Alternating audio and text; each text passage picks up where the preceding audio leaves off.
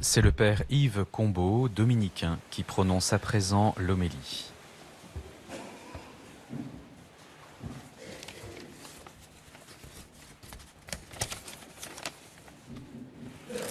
Si tu savais le don de Dieu et à qui tu parles,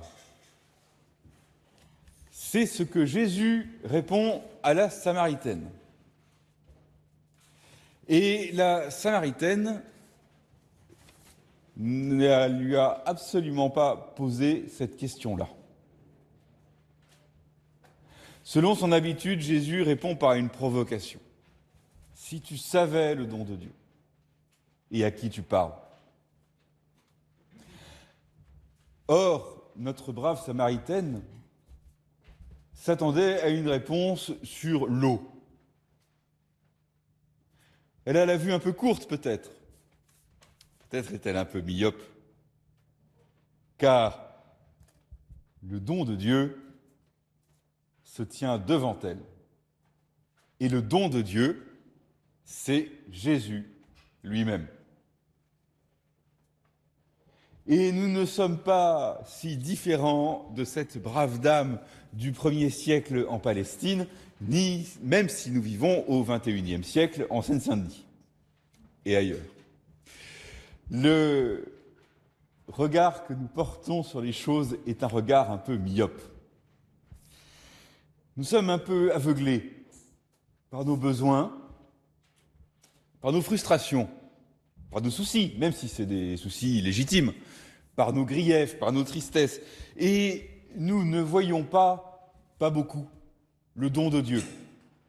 Or, le don de Dieu, le don que Dieu nous fait, est tout le temps devant notre nez. D'abord, il y a la création.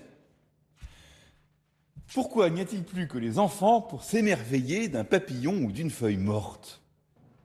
Est-ce que nous autres, les adultes, nous aurions perdu le sens de cette beauté ?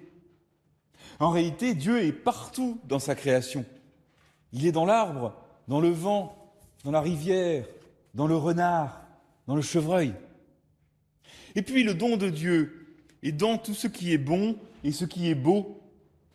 Dieu est dans la musique, il est dans l'art, il est dans le chant, il est dans l'intelligence, il est dans la poésie, il est dans la justice.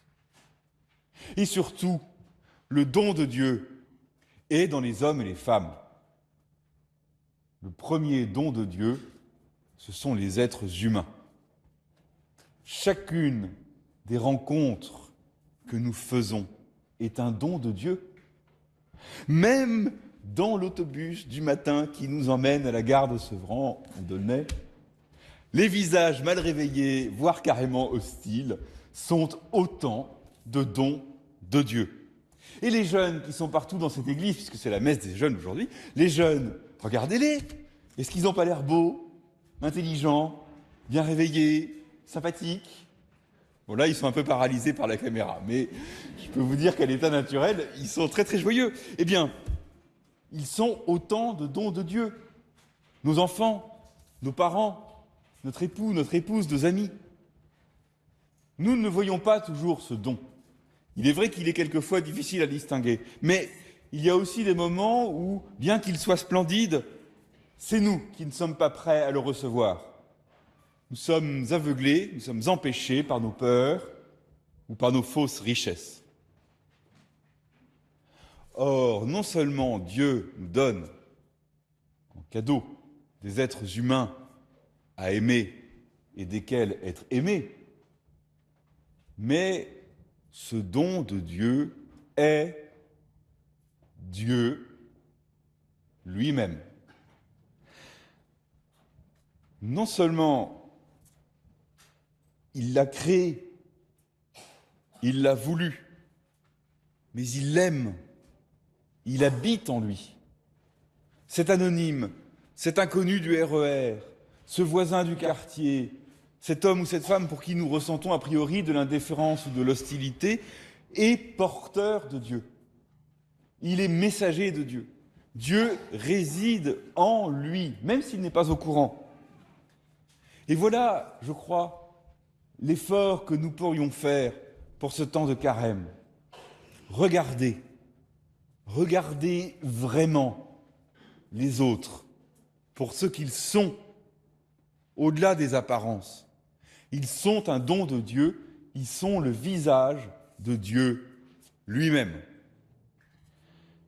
Pour voir ce don de Dieu, il faut ouvrir nos yeux, il faut ouvrir nos cœurs.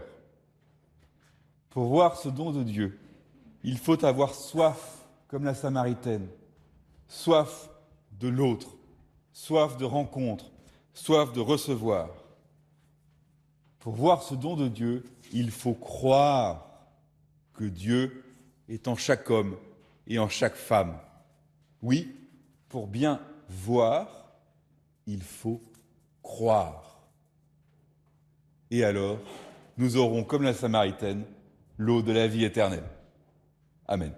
Amen.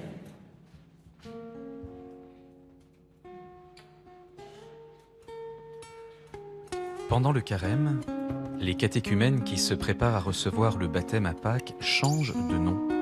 Ils sont désormais dénommés les appelés. Les 3e, 4e et 5e dimanches du carême, une prière spéciale formulée par toute leur communauté paroissiale les accompagne pendant la messe. On appelle ces rites les scrutins. Le mot évoque le discernement entre la lumière et les ténèbres.